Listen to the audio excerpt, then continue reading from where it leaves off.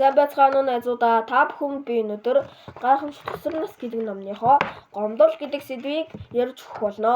Тэгээд хэн нэгэнд одоо ингээд гомдсон байгаа штэ. Тэрнээс тэр одоо стресснээс гарах хамгийн шилдэг амархан арга бол түүнийг уучлах.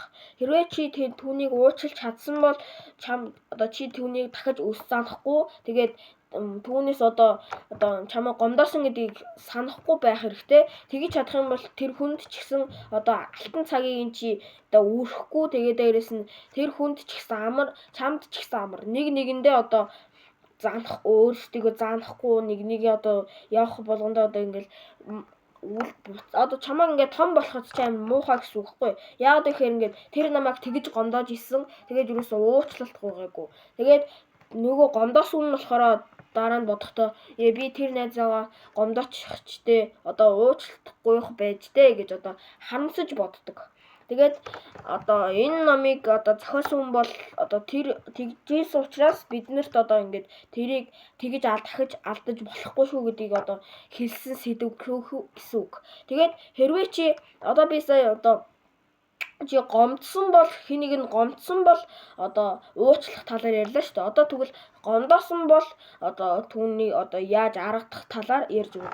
Одоо хэнийг нэг гомдоосон бол чи заашгүй хийх ёстой зүйл бол одоо хамгийн түрүүнд түүнээс уучлалтгүй байх. Тэгээд тэр чамайг одоо уучлахгүй гэвэл одоо дахиж битгий одоо дахиад нэг уучлах байгаад үз. Тэгээд үнэхээр үгүй гэх юм бол за найзаа би чамаас уучлахгүй шүү гэд. Тэгээд намайг уучлаарай гэд хэлээд тэгээд хажуунаас нь холдоод өччих. Тэр хүнд тухайн үедээ жоохон тийм хүндрэлтэй хэцүү байх хэцүү байх одоо магадaltaй гэсэн үг. Тэгээ тийм хэцүү байж магадгүй учраас одоо чи тэр хүнд одоо улам дахиж уучлалтгүй байснаар одоо илүү дарамт одоо үүсгэж байгаа гэсэн үг. Тэгээ дарамт үүсгэх юм бол чамайг одоо тэр үедээ дахиж уучлахгүй тэгээ дээрэс нь одоо тэр үн та хоёрт одоо амар муухай туссан ч үлдэнэ гэсэн үг. Тэгээд хүн чи одоо ингээд ирээдүйдээ гоё үр хайцтай тий одоо хүүхдүүдтэй ач зээнэртэй одоо ингээд гоё юм ярьж өгнө штэ. Тэнгүүт ингээд ярих зүйл байхгүй.